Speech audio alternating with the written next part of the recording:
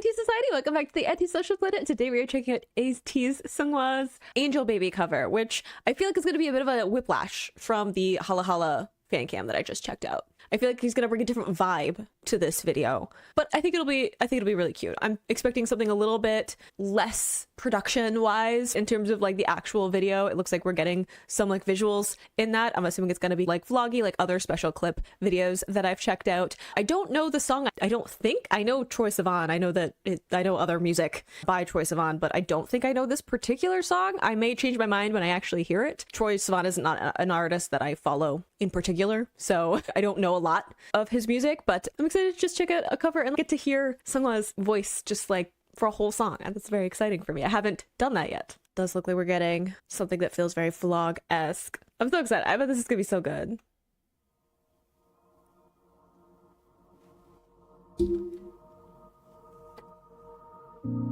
Ah! This little beret. Aww! Why are you such a sweetie pie?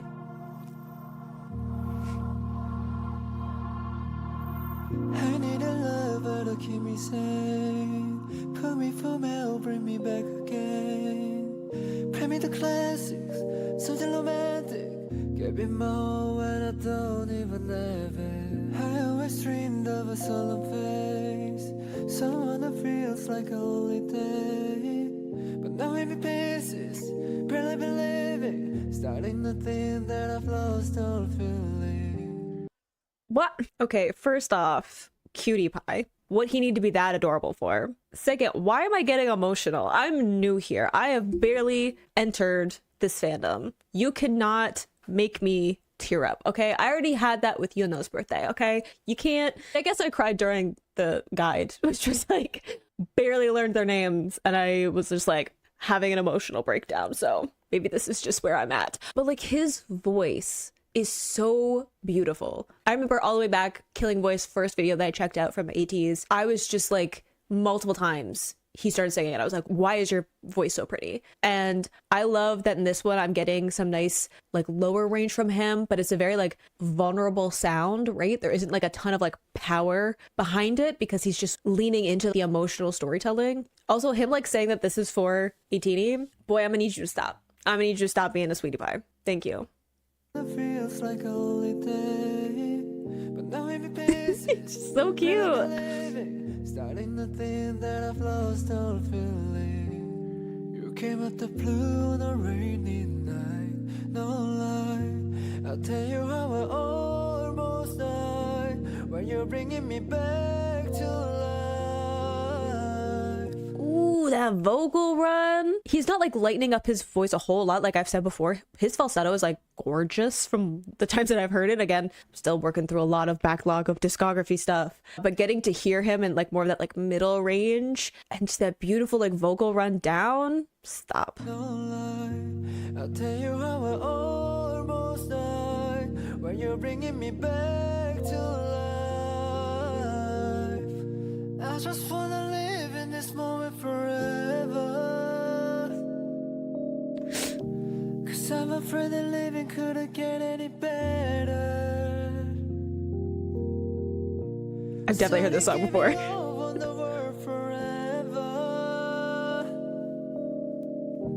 Until you give it ever so we could be together. You're my angel, angel, baby, angel. No. No, but the smart sir, I was trying to listen to your gorgeous vocals, and then you cannot come hither and then smirk and smile cutely at the end. Absolutely not. No. Cease and desist. Saying, I've definitely heard this song before. Once we got to the chorus, I'm like, oh yeah, no, I remember this. I want to focus on the vocals a little bit because that's mainly why we're here. We're mainly here to focus in on that, aren't we? I'm a little bit lost in just like him being cute. I feel like I'm just smiling here, being like, having a moment. But his vocals here are interesting to me because again, I haven't had a whole lot of time to really like analyze his voice singing wise in terms of getting to focus in on it. I've just heard like lines here and there in other songs that I've checked out. So it's not the same as like getting a whole song where I get to focus in on it and see how he's going to express it, especially for a song like this, which is a ballad. I don't think I've heard any ballads. I may have heard a clip of ballad that ATEEZ has on their discography in The Killing Voice, but I haven't heard like a full-on ballad in going through their albums, which is like only 2. Again, I have a ways to go with that. So hearing him on a ballad gives a little more room for his voice, right? There's not a ton happening in the production, but he has like a nice like darker placement in that he's both like keeping his voice box loose in terms of it's in a nice comfortable part of his range, so he doesn't need to tighten up his vocal cords a whole lot, but it's also like a nice middle placement. He's not like going like full like crooner where you like really darken the sound by having a lowered larynx, but he is doming the sound a bit in terms of like holding the resonance where he's aiming the sound inside of his mouth, which both adds a bit of a darker tone, but it also like shrinks the space between him and the listener, right? Because I've said it before in like other ATEEZ videos of Hunjung tends to aim his sound like really far out when he's performing, which adds like a ton of energy to his delivery, right? Because he just throws the sound as far as he can outside of where he's like projecting it, not necessarily like projection in terms of like volume, but like he's placing it way out, which just adds this fun energy to his voice when he's performing. And Seonghwa, from what I've heard, he tends to just aim it normal, like in front of him, not necessarily in any super dramatic placement from it. And again, I still have a lot of music to catch up on to like really pin down his voice in terms of his technique and what he's doing. Of course, like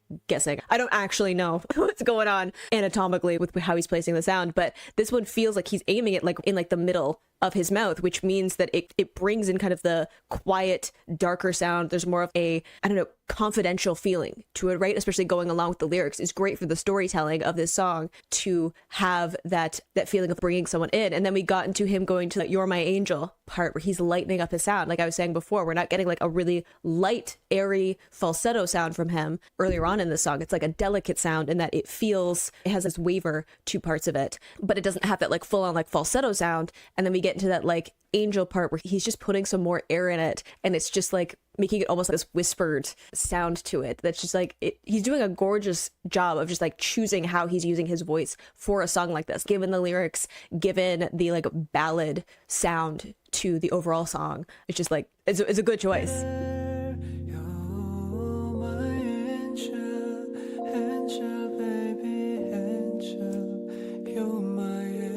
Don't be like that though.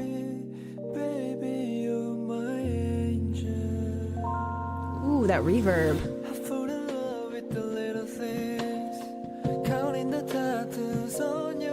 Don't smirk. The way that he like smirked and then it turned into an actual smile. Stop. Stop it. Don't.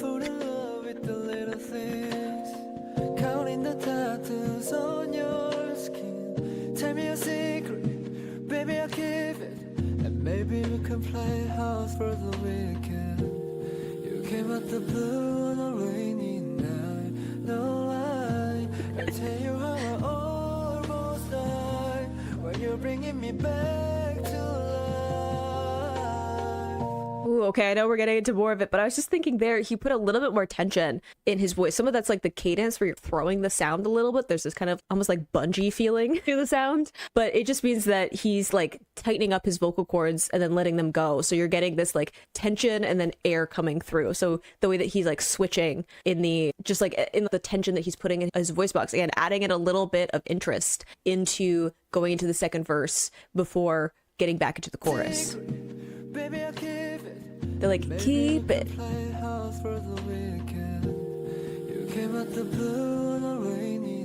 then it softens out again.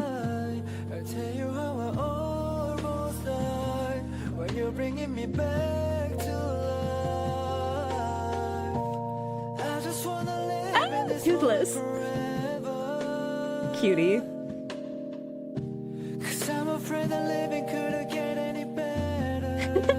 Good edit. No, sir.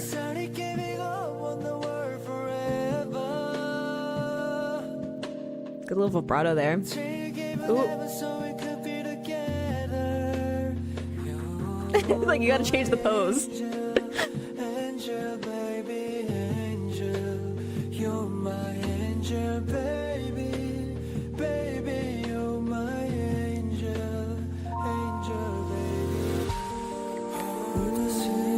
Oh more change. Okay, I was just thinking, like, we got some nice, like, vibrato in parts of this, and I think some of that's coming through. He had a little bit of a warble in his voice in, like, the first part of the song, but he didn't have quite enough power behind it to control something like a vibrato. So him putting a little bit more behind his voice going into that second chorus just gives him that space to use something like a vibrato and actually control it. So I think that's interesting too, like, again, adding in these little moments of interest in the way that he's using his voice to accent, change the energy of the song. And I think also in terms of storytelling, going from more of this like tentative sound, delicate sound earlier on, and then switching into something that has a little more power behind it, there's a little more confidence behind it, but having that vibrato, which is softening off the edge of his phrases. And then we had a switch there in the production, and his voice got like a bit of a darker tone. I don't know fully yet because I haven't listened to it, but like, he's just,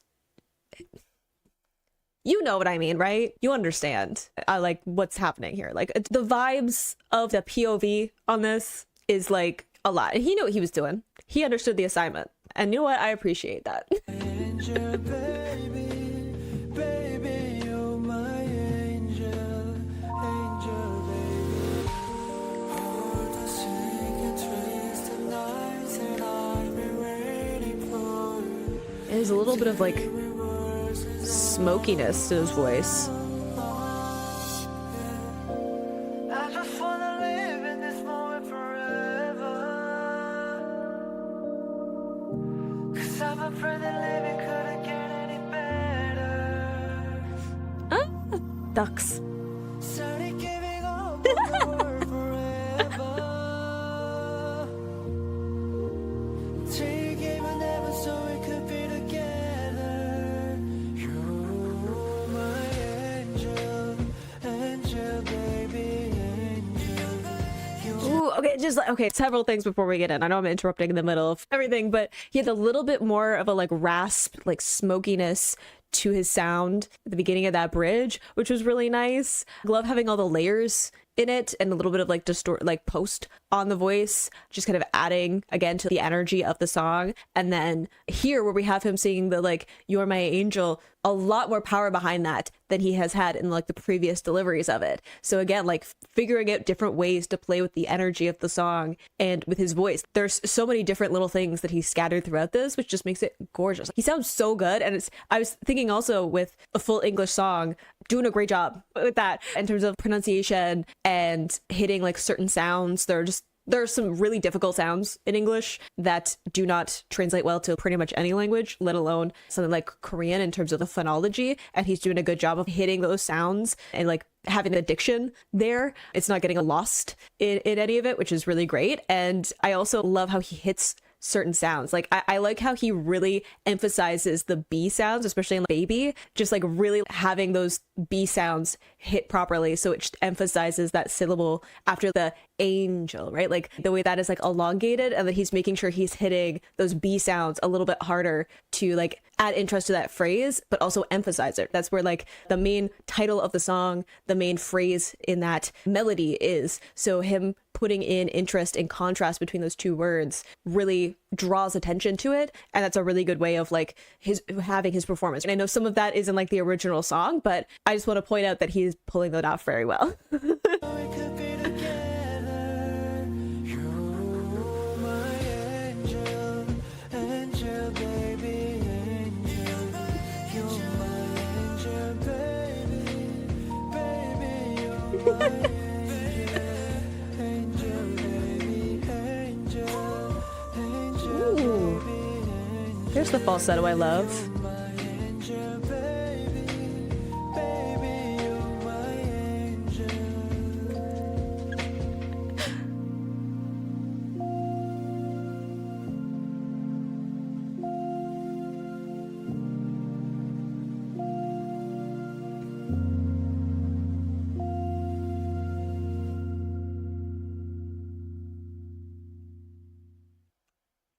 Oh, we have more? Or is it just logo stuff? Just end screen stuff? Cool. I just want to make sure I'm not missing anything. Also, are there tears in my eyes? Yes. Started off being like, oh, I'm feeling a little bit emotional, a little bit misty. But then I was like, you know what? We're going to focus in on the song and the fact that he's super cute. And that's fine. And then got to the end and I was like, oh, oh, okay, I'm in my emotions again. Even though I wasn't a fan when this came out, and therefore probably I was not part of this, but I am now. We ride at dawn. For real though. I'm already committed at this point. No, that's fine. I'm totally okay not getting emotional at the end there. His voice is gorgeous. I like that we got some of his falsetto and those ad-libs at the end. I'm a little bit distraught now. But my face also hurts from smiling the whole time. I'm a mess. I'm fine. I'm fine. I'm not an emotional wreck. I'm not feeling absolutely everything simultaneously. Everything's fine. That was gorgeous. Like, his voice was gorgeous. I loved that he did so many different things with his voice in adding in all these like little details, little nuances to his voice. And I said the same thing when I watched the behind the scenes for Yuno's birthday, when I was watching like the recording process and talking about how I love how much attention to detail they had while going through that process. And I can hear some of that just in listening to this cover of the attention to those little nuances on how they want to tell the story. And I loved him putting all of those little details into it, and also just getting a chance to listen to his voice for a whole song and really pull apart how he approaches singing. Because like I've said, I've heard like little snippets of him through like the discographies and him getting like lines every now and then, and his voice has always been gorgeous. It stood out to me since day one of just how beautiful and how much control he has with his vocals, and getting to hear him do a whole cover, a whole song where I get to just listen to his voice and deconstruct some of his approach is nice to have. Some of that is like a bit of a landmark in figuring out his voice. Obviously I'll still have to listen to other stuff. This is just a single example of him singing a whole song, so it isn't the be all and end all of what he is as a vocalist, but gorgeous and got me emotional. He is so adorable in this. Like, the happiness that it just filled me with, the comfort, the joy, and then completely taking me out at the last second. It's too much, right? Like, I feel like I'm overwhelmed, not just in the fact that I'm already committed to this level of like emotional investment. I'm also worried about what that means, right? Because I'm only like 3 months in to being an 18 at this point. What is it gonna be in like a year, 2 years, longer, right? I can't do this. I can't be that emotionally invested and have it escalate, which I feel like it is. But absolutely gorgeous cover. He did such a good job, and it just makes me excited to see other stuff. Like, this is a more updated, more recent video of his vocals than I've been having going through, like, starting at the beginning of their discography. It makes me excited to see what other stuff he has between the stuff that I've already heard and this point, and also what's to come. So I hope you enjoyed listening to that along with me. You can click those plays to go into my previous reactions, or you can subscribe to me next time I post an ATEEZ reaction. I will see you in the next video. Bye.